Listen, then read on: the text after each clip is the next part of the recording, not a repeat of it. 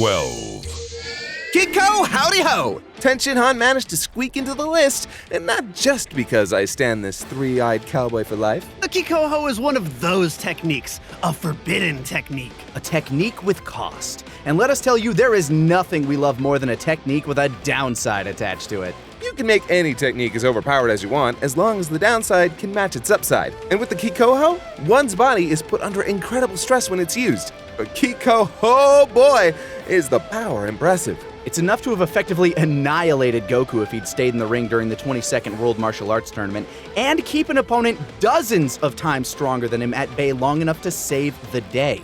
All while striking a sick pose and shouting like a goddamn madman to pull it off. It does have to be stated that this technique is effective in theory, but in practice, it's never done any significant damage to any particular opponent, with the exception of some Frieza soldiers. And that's truly unfortunate, because the moments he got to whip out this bad boy truly helped give him some much-needed representation to the human cast.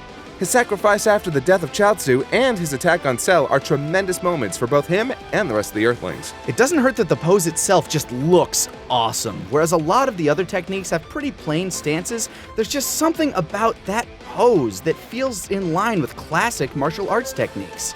Speaking of, it's called the tri-beam in the dub, but he actually makes more of a diamond shape most of the time, doesn't he? Yeah, but the three eyes, hand placement, and the fact that spirit cultivation gun doesn't quite translate well into English probably influenced the change in name, especially since this was back before they felt comfortable leaving the names in Japanese. Still not as bad as Destructo Disc. Wait, is that why you guys kept it as Kikoho and abridged? I shit you not. The actor for Tenshinhan pushed for Kikoho hard. Of course, for me, that's selling blood to a vampire.